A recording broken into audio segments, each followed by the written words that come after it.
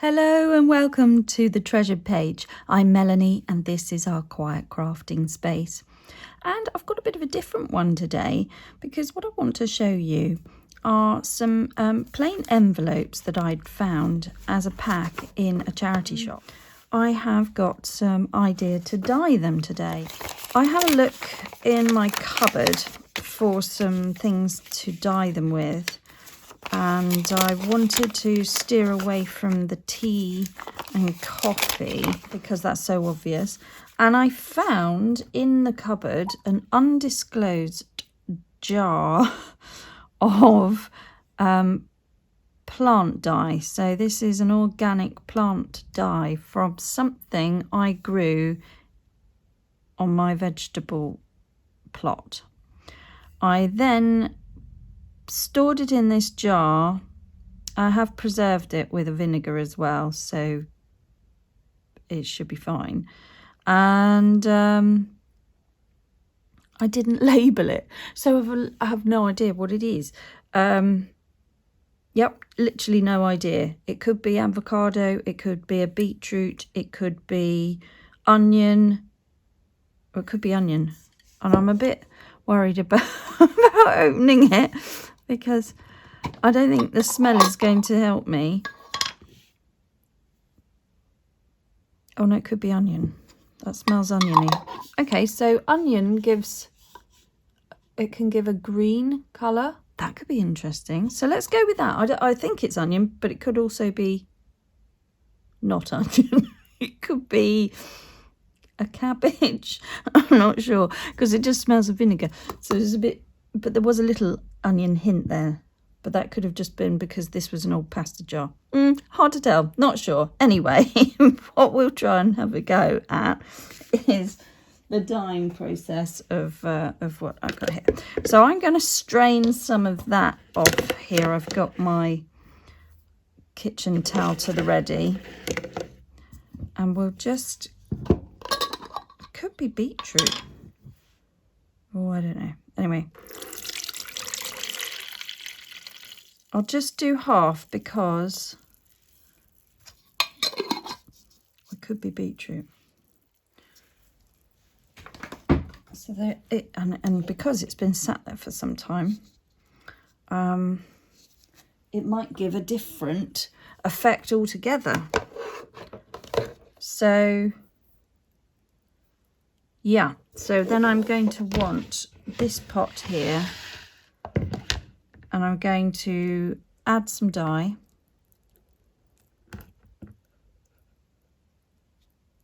I think that's what I'm going to do. And the other thing I've done a while ago was make some handmade papers, but I added in some rose petals. And these are ones that I don't think... this wasn't the desired effect. This is not what I was trying to achieve. I wanted little lovely pieces of rose like that, retaining the colour, just peppered through. And what I actually ended up with these very grungy papers. And that isn't a problem because they'll be used elsewhere, but they're not pretty and shabby chic as I was intending. So with that in mind, I've then created something else. And on the back, you can see these yellowing effects. And I think that might be quite interesting. That one didn't. Oh, that's nothing. No, they didn't get. Those are plain. So on the back, you can see that it came through with some what I think could work out as aging spots. So that was an interesting experiment. Because I think the papers can still be torn up and used on a grungy project, so they're not wasted. But what I used was dried petals. There's a bit of onion skin there. So I'm wondering if I can somehow work in some of these petals to give me a coloration on the envelope. So that's what I'm going to try and have a go at. This is a total experiment. So let's just see whether we get anywhere with it, because it might be interesting for me to do an experiment. And then if it doesn't work out, then we know nobody has to waste their time and effort with dyes and messing about. But you never know, we might get some good results, in which case it would be worthwhile having a go on a small scale like this, because you can do it at your desk or sat down at a table in the kitchen, preferably with a you know, a wipeable cloth or a tablecloth, and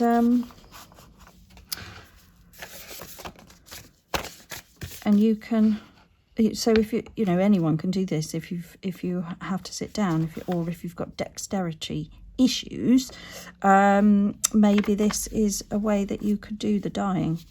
So I'm just going to drop this in. I'm putting my gloves on because the dye can get in my nails, and then I just spend the rest of the day with dye. And I have to go to London tomorrow for a conference for my other job, so I don't really want to turn up there with whatever dye this is on my nails, because it could be green, it could be pink, it could turn out brown. But I'm saturating everything, and I'm making sure that I get the dye inside the envelope. That's important. You don't just want to dye the outside. You want the whole thing saturated as best you can. Okay, I've got a little plastic tray to the side of me where I'm going to put the done ones. So I'm just going to tear up these petals, and I'm going to put them inside. No, I'm not. They're going to go into the mixture. Whoopsie. I wasn't ready for that, really, was I? Hang on. I'm going to just pull that open.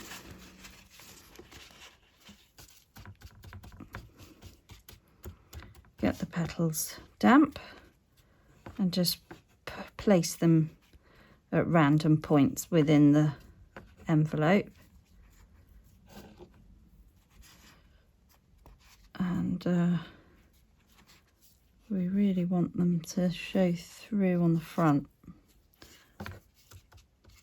So I just stick them in there. Can you see what I'm up to?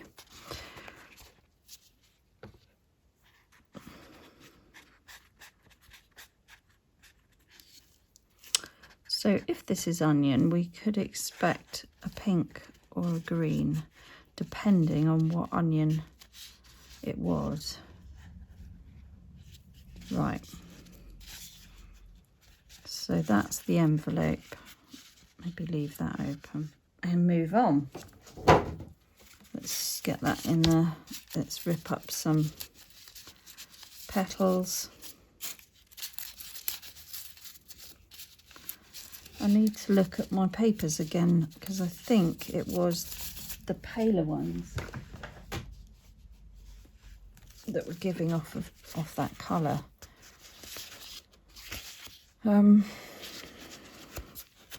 I think they were all doing it, actually. Let's go with the paler ones, though. So these were pretty pink. You can just see they were a pink. They were just a rose from my garden. All right.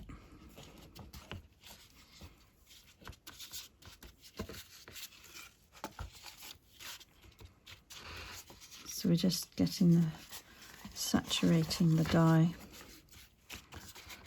into the paper, and there we are. I just want to make sure I get some petals inside the envelope, and make sure I've got the dye also inside. I'll tip that out, and then we'll move these there just to cling on the inside, and hopefully we'll get a discoloration forming. I'm not going to overthink it. Let's just go with it, because sometimes the ones stuck on the outside might produce a different effect to the ones inside, and it'd be nice to see what happens so that we can work out what's best for next time, whether the petals do anything at all in the short time that they're going to be sitting there. See, that's another factor. Would they be better left overnight? Would they be better baked in the oven? Is that going to work? Is that going to do anything? All an experiment. All part of the fun, really.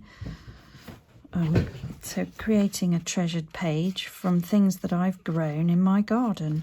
That's what I'm doing here. So whatever this dye was, whether it was onion or a cabbage or what else could it have been? Beetroot. Those are things that I grow from seed. And all in a nice garden where I look after the soil. We don't have any pesticides, and we don't have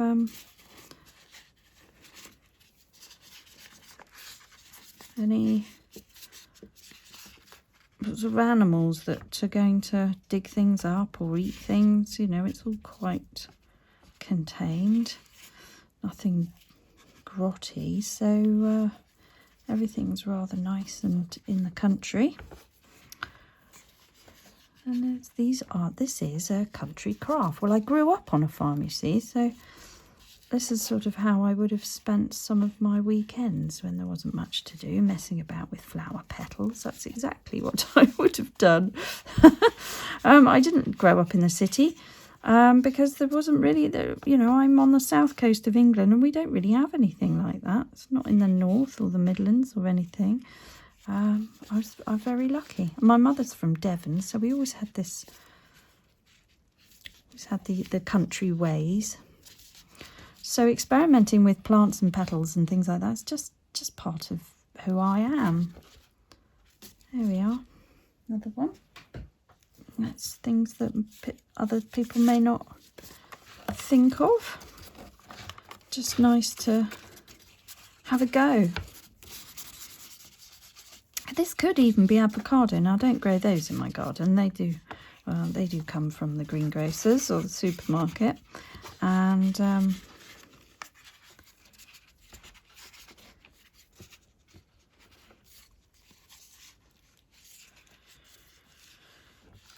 what I do with the avocados is there's only 4 of us in our family, and but we do all like them. So when we have an avocado in a salad or a sandwich, we will save the skin, scoop out the flesh, save the skin, save the stone, and I will freeze them until I'm ready to do more dye on a big scale.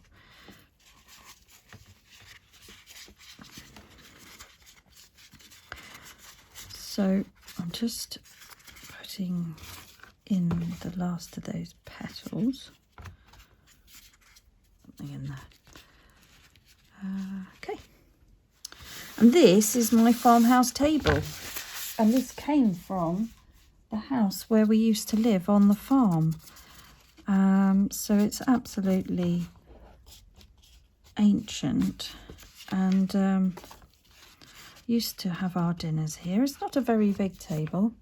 It's probably a 4x6 foot. And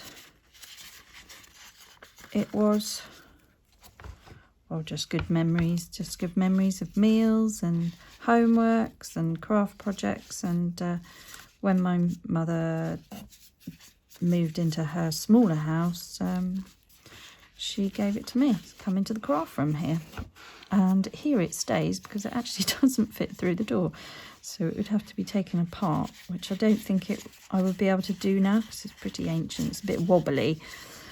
So I'm not bothered about dye going on this table because it's had so many other things on it over the years, and it just adds to the character. Right, So as I've manipulated all that around, I am crumpling up the fibres in the paper.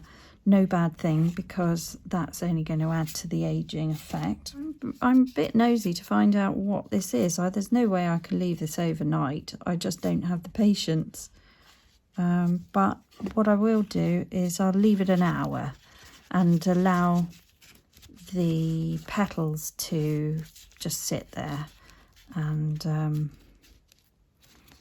perhaps be able to do something. And I know full well that that's not long enough, because it just isn't, because a plant dye seeping out onto the paper is going to take hours, isn't it? Let's face it. But we also want to know what the quick results would be, because not everybody's got time to mess about. Okay, so we're about half an hour into the project, and I've just stacked them all up a little bit. You can see inside we've got the petals, and they are starting to react a bit with the paper. I don't know how well it's showing up on camera in this light, but which is daylight, but they're going green at the moment, so there's a green tinge, which makes me think that this was onion. And the different onion skins that you use, whether they're white or red, give different results. So red onion skins, oh gosh, let me get it right. Red onion skins you would think give a pink look, but it actually gives green. So these would have been onion skins to get the green, the greeny yellowy, actually aged paper look, which is brilliant. That is that's ideal. Can you see there is a slight green tinge. So what colour they end up coming out when they're completely dry, it will be another mystery. But the colour is definitely oxidizing in the, can you see that, in the air. And I think what I've noticed is I am getting, with some of the more pinky petals, is a bleed through of a pink colour. And I don't know if that's reacting because there's vinegar in the solution here.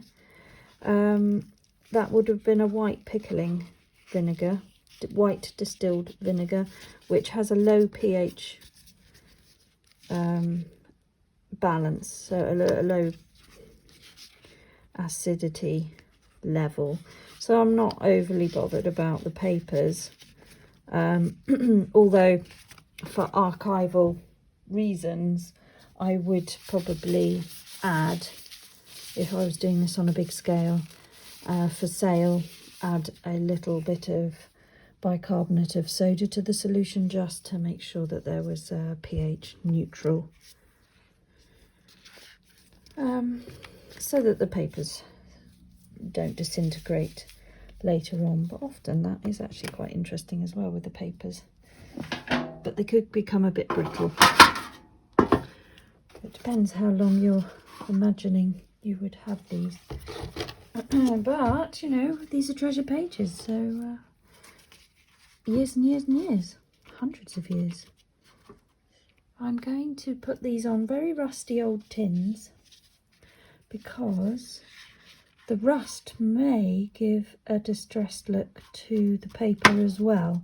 So as I said, we're half an hour into what I said I was going to do. I was going to leave them an hour, and I just want to now, for the remaining half an hour, put them on my baking tins, my old ones. See, this one's really rusty, and I think if I lay the damp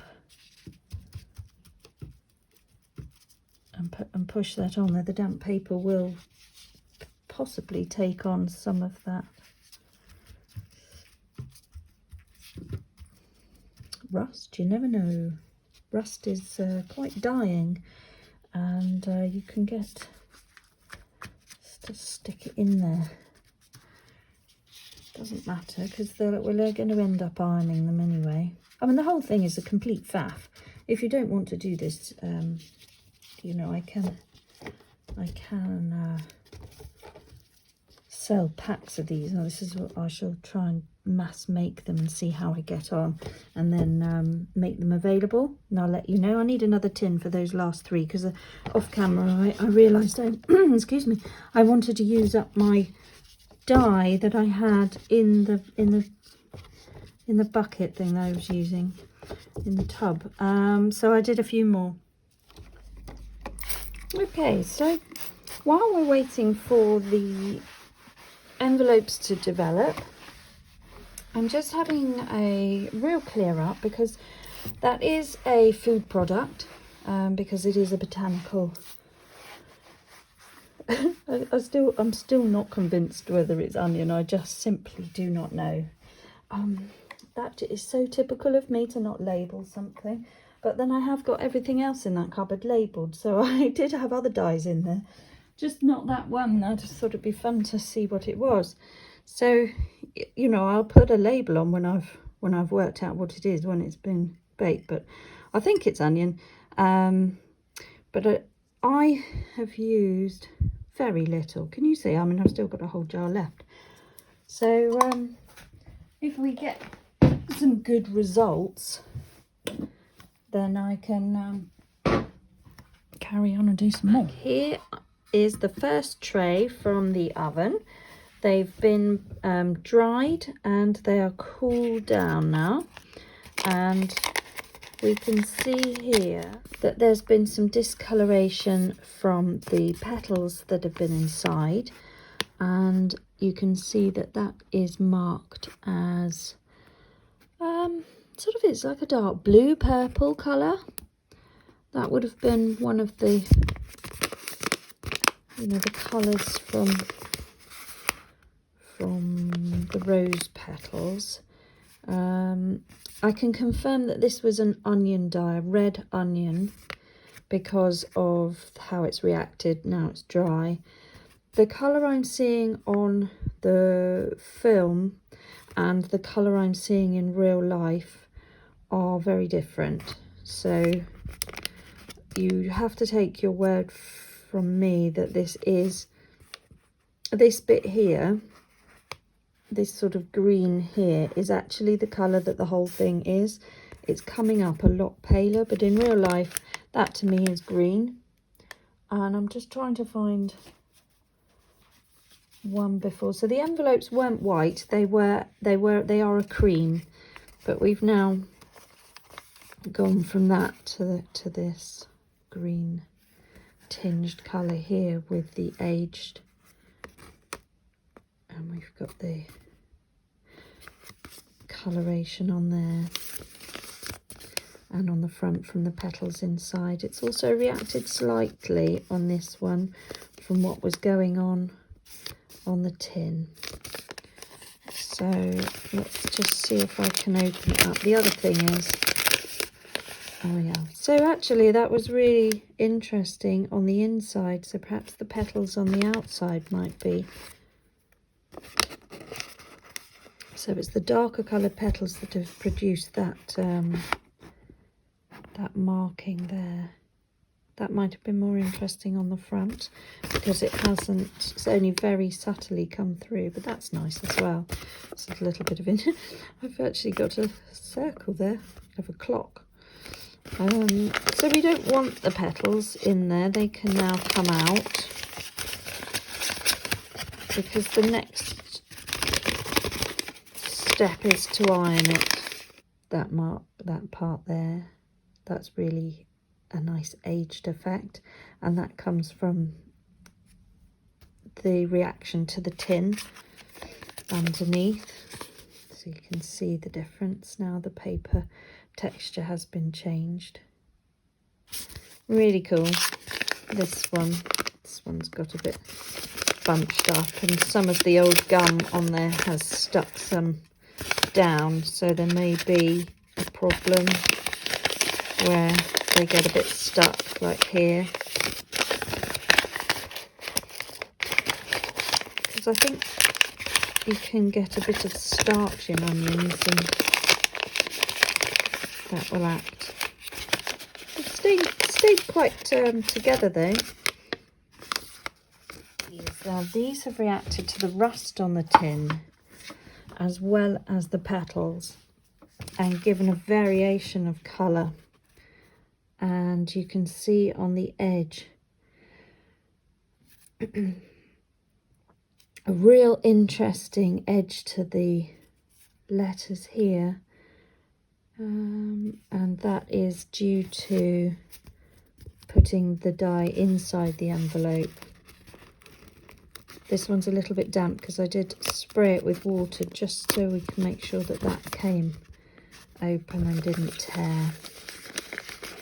Just allows me to free up some of the paper that is stuck together in the baked process in the oven. So I'm having jacket potato for lunch. So I haven't used any extra heat. I'm just using the heat that I would be using to cook with anyway. So this hasn't caused me any extra energy waste. This is a real eco project because these envelopes were being discarded, and I'm sure people have got envelopes where they came in a pack with a card and then perhaps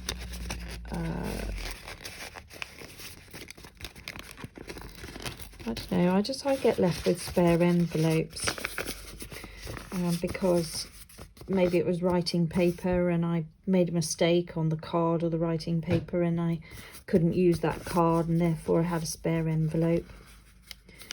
But just look at that. That is now something that has been knocking around from the 1920s, 1940s potentially, because there's nothing, you know, that's a vintage style envelope, not a modern one where we have a strip now. So that just has been aged. That could have a letter in it from, you know, from wartime. Just lovely. Just a really cool technique, using red onion skin dye. And how you would get your dye is to you would get your onion, a red onion for the yellowy aged. I think this produces a pink. White onion produces a pink, and red onion, this is the red onion, produces this green colour tinge. So you would take all the skin off, that's the papery bit you're looking for, and you would gently simmer it over a very light heat. Bring it to the boil, then simmer it on a very, very low heat for maybe half an hour. If you get some water in there, let the water reduce down, and then the liquid you're left with is your dye. Right, final tin coming up, because there was only 3 in this one, but these have produced the most amazing effects as it's reacted. You can see with the rust on this old tin, which I only use for crafts. And so they can see where that, it's just beautiful in the way it's, I mean, I know it's not beautiful, but it's also beautiful as well. It is and it isn't. It's clever and it's different. It's an aged effect using absolutely nothing much, just waste products, just some dead flowers that would be going on the compost, and they don't have to be from your garden. If you've been gifted flowers for your birthday or somebody's given you some flowers, you could keep the petals and see what works. So maybe the different types of flowers you get in a bouquet may produce different results for you to try to add to your papers. Scatter them on the top of wet papers. It may be that you don't want to have the dyeing. That will add to it, that will accentuate it, because the dye will then be taken up and changed. And there's often a reaction with the botanicals and the dye as well, particularly something like an onion has got an acid of its own in its own makeup. So yeah, I don't know all the science of it, but I vaguely remember things from science that that this is why we're getting these effects.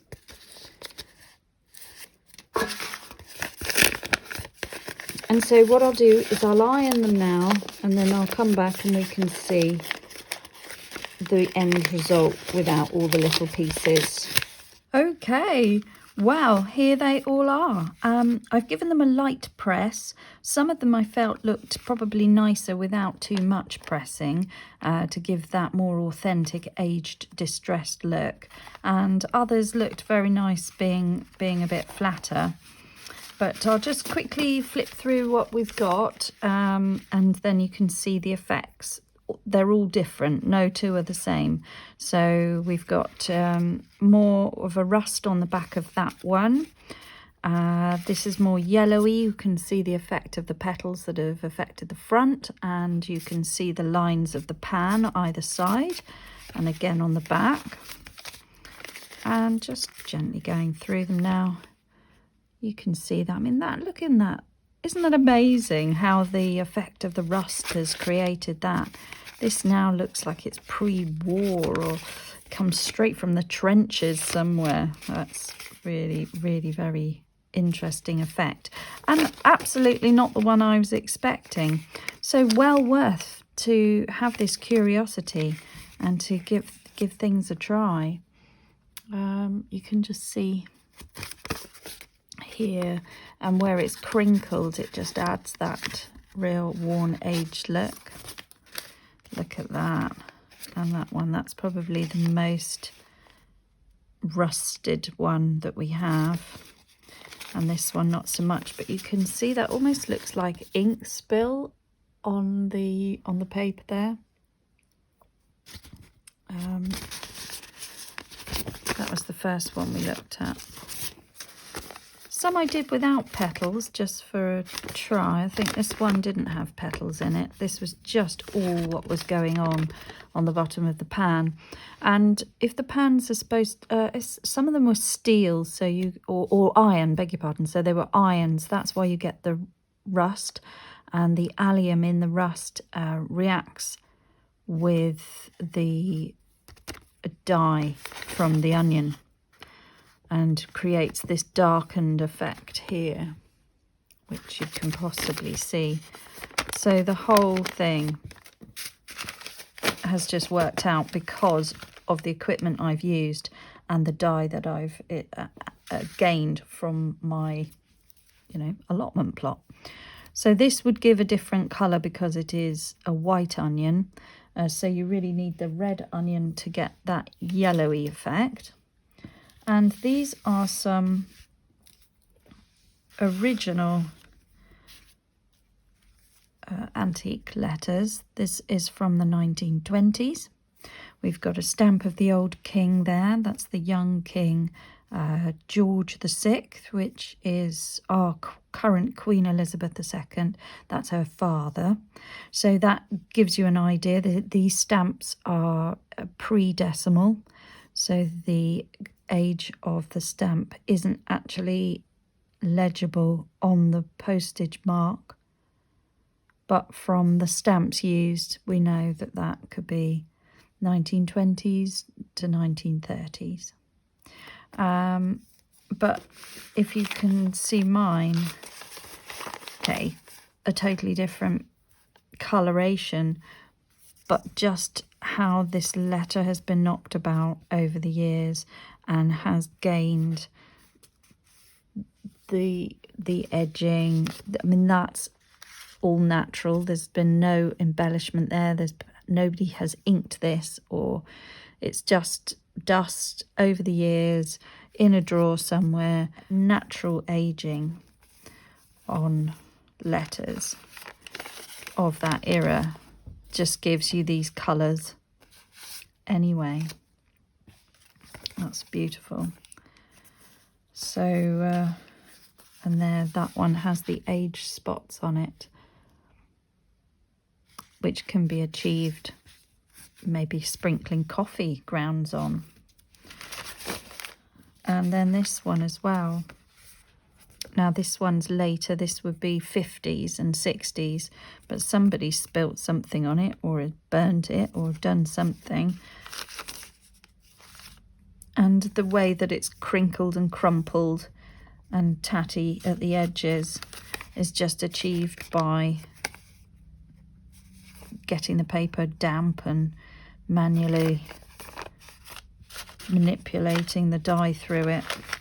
So they're not too far off looking like something from a bygone age, and it didn't take long, half an hour to do, and maybe having that hour to wait, but the process has been really good fun. So I'm really pleased with how these have come out, and it's also worth mentioning that once the baking process has happened, any smell of vinegar or onion or any product that is put on here, whether it's an organic plant dye or a natural ink or something that has a scent to it, is not held within the paper. So certainly for this project these don't smell, which I'm pleased with, because nobody will want a piece of paper that stinks of onion. So that has changed as it's been baked into the paper, which is why I do it. And in actual fact, what smells more is old letters, old papers. So these are original old letters, and they have more of a scent to them, being so very old and vintage, whereas these just smell like the paper that they originally started with. I think what happens when you use coffee is you do get the smell of coffee, and it lingers in the papers, and not everybody likes that smell. It's fine to begin with, but it can then take on a not such a nice sweet smell, more of a sour smell later on. So for coffee dyeing, if that's what you're doing, if you're using a instant coffee, actually produces better results. You'll find that you can bake them and then you can wash them again, because sometimes it leaves residue on the paper which continues to smell afterwards.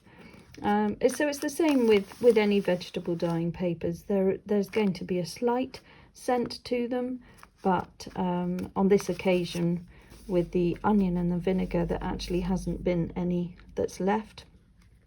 I store all my papers in with laundry dryer sheets, so mine smell of washed linen rather than anything botanical. I've got quite a nice little pack, and I've also got some letters here from various different points in time, and they didn't come with envelopes, so their envelopes either disintegrated or it just never had one, because it was maybe tucked in with another letter as well. Sometimes these letters are from children and they were tucked in with the main letter. This one's from 1924. It's a little birthday wish, but I could, if I wanted now, I could add that authentic letter from 1924 into this envelope and put a 1920 stamp on it and an address. And that is quite a nice way to preserve this piece of history. One in there. And then these could be fantastic little giveaways. What's this one? This is a nice big piece of paper. Oh, look, this is all signed from all people. All good wishes. All good wishes to you. Good luck. All the very best. Isn't that lovely? That's just a little, it's just nice how people signed off and said things. All good wishes. Oh, isn't that lovely? Anyway, now it's got an envelope. And what was this one? This was something. Nice, lovely piece of old paper. It's got a real funny texture to it. Real interesting texture. Can you see? And look at the lovely old writing. Dear Sydney, we have often wondered, since coming here, if you have been to Beddington and found us kissing. I don't know. We came here to live. Oh, missing. Oh my goodness. Wow. Well, I don't know who these people are, but they're having an envelope. There we are. So that's one use for the envelopes, and I shall be decorating them up in another video. So thank you very much for watching, everybody. I hope that you've also found some fun, interesting ideas here that has inspired you to stay curious and to go and have a look at what you have, and maybe if you want to get an onion and take the skin off and let it simmer for some time over a very gentle heat. Use that cooled down liquid to dye your papers in a similar way. Let them air dry for a bit, and then bake them gently in the oven. Honestly, on a very warm oven for about 5 minutes is all you need. Just check them, and you can put them straight onto the rack if you want. You will start to get lines if you do it that way. If you have a rusty pan, or you can get one from a thrift store, or somebody's got something outside in the garage, then you will get the rust effect, which is also very cool. Have a go. The point is that you set aside some time and you get lost in a little project, and in doing so you discover something else, like I have here, completely different. And it's taken me down a lovely, interesting path of history, and now looking at my letters and finding that now there's a discovery inside these envelopes. That's exciting. That's junk journaling. That's interesting. And that helps my brain go from the everyday, I must do this, I must do that, to slowing down and making crafting time for you. So that's what you need to do, guys. Just slow down. And join me next time, where we will look at embellishing these envelopes with some interesting stamps and collage pieces, seeing if we can turn what's already extremely cool into something that will be added to our treasured page. So until then, find a quiet space and just put this on and see if you can craft along with me. Slow down, make crafting time for you. Bye bye now.